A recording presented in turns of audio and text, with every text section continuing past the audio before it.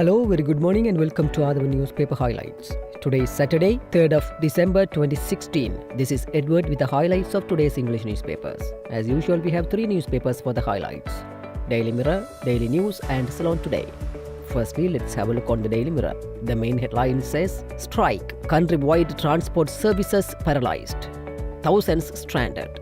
The countrywide bus strike launched by all private bus operators, except for the members of the Lanka Private Bus Owners Association, led by Gemunu Vijayaratne, appeared to be a success with no private buses on most of the roads. IGP's Sir could be anybody, says Kriella. Anurag Kumara asks Law and Order Minister to reveal who the Sir is.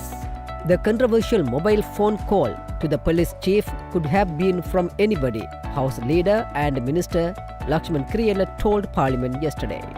Teacher-student injured as bus comes under stone attack. A teacher and a student were admitted to the Kuliapitiya Base Hospital yesterday after being injured when the CTB bus they were travelling in during yesterday's private bus strike came under a stone attack in Kuliapitiya. Boy in boot in Martale. A 10-year-old domestic aide being stuffed into the boot of a vehicle parked near the clock tower in Martale was captured by the Daily Mirror yesterday around 1 p.m. Residents said this vehicle belonged to a retired police officer. Police used tear gas to disperse protest. A tense situation prevailed at the Galganda Junction in Negombo yesterday afternoon when a group of protesting three-wheeler drivers had pelted stones at police officers who arrived at the location to disperse the crowd. Secondly, let's move to Daily News. The main headline highlights, Private bus strike leaves public stranded. Protest against 25,000 rupees fine for 7 traffic offences. SLTB deploys over 6,000 buses. Stones pelted at SLTB buses, injuring 2 school children. The strike by private buses and 21 three-wheeler unions around the country left the public stranded at deserted bus stops and depots yesterday. The protest against the increase of fine to 25,000 rupees for 7 traffic offences, including driving without a license, drunk driving and speeding. Fidel Castro, a beacon to the world, President. President Maithripala Sirisena said that not only Sri Lanka but the entire world can learn many things from the iconic and revolutionary leadership of former Cuban President Fidel Castro. Fidel Castro was a beacon to the entire world and will live in the hearts and minds of the people forever, the president said. Cuba created a justifiable and equal society for the betterment of its people. These are lessons the world can benefit from, President Sirisena said.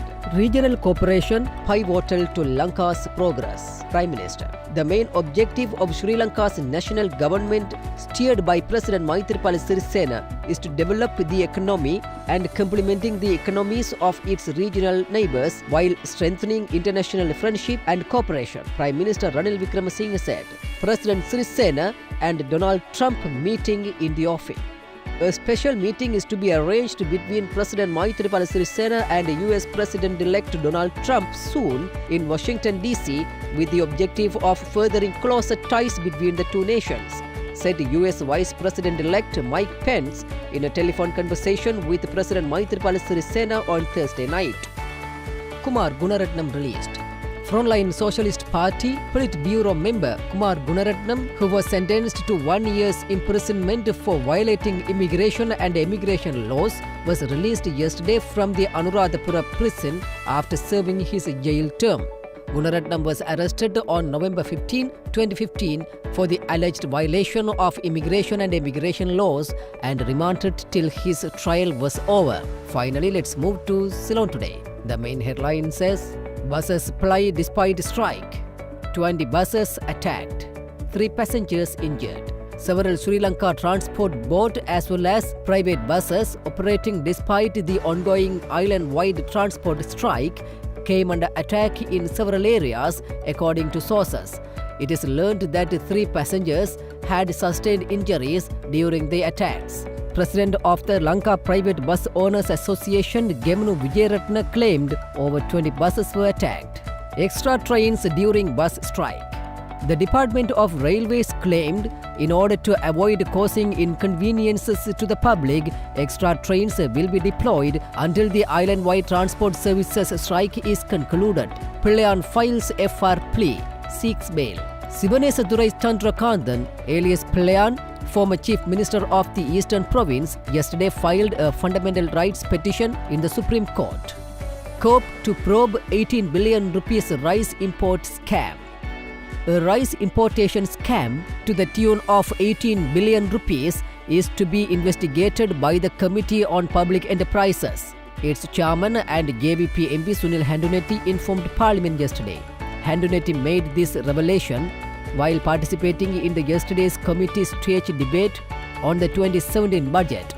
He added that in 2014, Lanka Sathosa had imported 275,693 metric ton of rice from a foreign company at a cost of 18,597 million rupees when it had only purchased 46,698 metric ton of locally produced rice that same year. With that, let's come to an end of today's paper highlights. We will come with more news tomorrow morning. Thanks for listening to Athavan Newspaper Highlights.